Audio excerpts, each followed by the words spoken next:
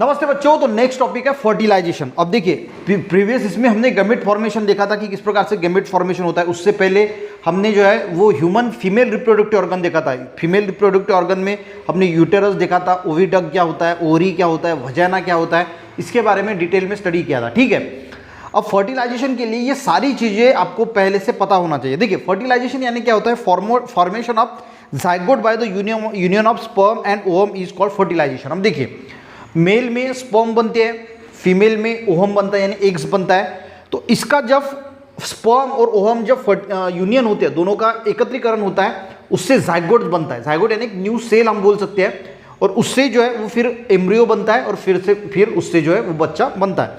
तो फर्टिलाइजेशन समझ में आएगी कि union of sperm and ovum and formation of zygote. Fertilization is internal in humans. तो फर्टिलाइजेशन ह्यूमंस के इंटरनल यानी फीमेल के बॉडी के अंदर जो है वो प्रोसेस होती है। बहुत सारे ऑर्गेनिज्म ऐसे भी है कि फर्टिलाइजेशन बाहर होता है।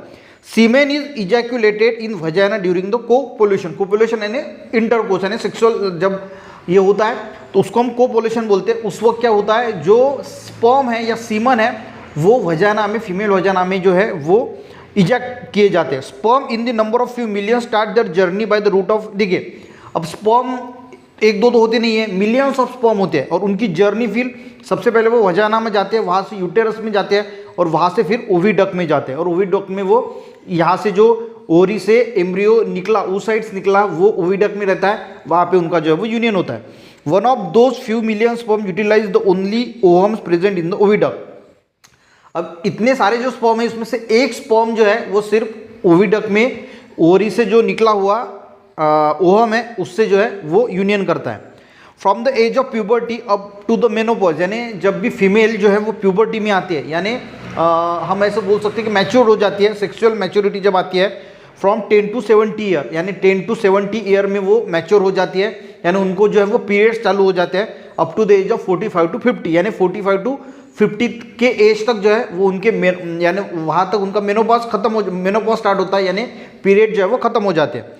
And ovum is release every month from the ovary. अब ओवम से ओवरी से ओवम जो है वो एवरी मंथ, पहले इस ओवरी से इस महीने, दूसरे महीने में इस ओवरी से, हमने वो प्रीवियस इसमें पूरा डिस्कस किया था। ठीक है, तो ओवरी से ओवम रिलीज होता है, that is out of 2 to 4 millions ओवा, यानी ओवरी में 2 to 4 मिलियंस ओवा जब फीमेल बॉर्न होती है उस वक्त ही प्रेजेंट होते हैं। उसमें से सिर्फ 400 oocytes are release at the age of menopause, यानी 400 oocytes जो है होते तो 2 से 4 मिलियंस, पर उसमें से सिर्फ 400 oocytes जो है वो रिलीज होते हैं मेनोपॉज तक। रिमेनिंग oocytes अंडरगो डिजेनरेशन, बाकी जो है oocytes वो डिजेनरेट हो जाते हैं यानी खत्म हो जाते हैं। ठीक है, अब यहाँ पे इंपॉर्टेंट एक बात दी है कि देखिए जो भी oocytes रिलीज होते हैं, यानी oocytes को हम एग्स बोल सकते हैं, जो भी एग्स रिलीज होते हैं ओरी से, अब वो तो फर्टाइल होते हैं, अच्छे बेबी बॉर्न हो जाते हैं। पर अगर मान के चलो कि कोई एग्स फर्टिलाइज हो रहा है, मेनोपॉज आ रहा है, उससे पहले के मंथ में, यानी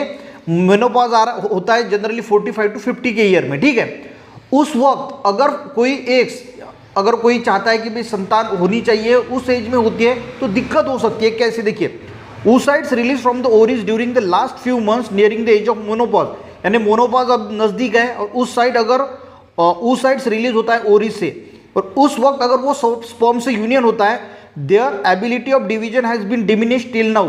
तो उसकी जो एबिलिटी होती है डिवाइड होने की जो एबिलिटी होती है वो कम हो जाती है, और उसकी वजह से due to this they can not be complete meiotic division properly, तो उसका म्योटिक डिवीजन प्रॉपरली हो नहीं पाता, और उसकी वजह से if such oocytes are fertilize, और ऐसे oocytes अगर फर्टिलाइज हो गए, the new born produce them may be some abnormality, तो उनमें कुछ एबनॉर्मेलिटी जो है वो देखी जाती है, जैसे कि डाउन सिंड्रोम। डाउन सिंड्रोम यानी आपने देखा होगा कि बहुत सारे बच्चे जो है वो ब्रेन से मैच्योर नहीं होते, उनका ब्रेन जो है अच्छी तरीके से डेवलप नहीं होता, फिजिकल भी थोड़ी एबनॉर्मेलिटी रहती है, और ब्रेन भी पूरी तरीके से मैच्योर नहीं होता। वो बड़े भी होते हैं तो छोटे बच्चों की तरह ही उनका बिहेवियर रहता है। तो ये एबनॉर्मेलिटी जो है वो देखने को मिलती है कब, कि जब ऐसा होता है कि भाई मेनोपॉज का टाइम है, उसके पहले का जो ओवरी से ओवम निकलता है वो अगर फर्टिलाइज हो गया तो ऐसी दिक्कतें जो है वो आ सकती है।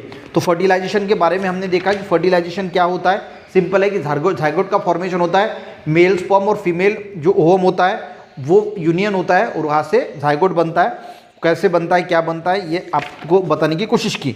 ठीक है, उसके बाद में डू यू नो जो है वो देखेंगे, और बाद में डेवलपमेंट ऑफ बर्थ है वो देखेंगे। ठीक है, तो फर्टिलाइजेशन अगर समझ में आ गया क्या होता है, कैसे होता है, तो एक लाइक जरूर करना, अपने दोस्तों को भी शेयर करना, चैनल में बच्चों ने जरूर सब्सक्राइब करना। मिलते हैं नेक्स्ट वीडियो में, तब तक के लिए जय हिंद।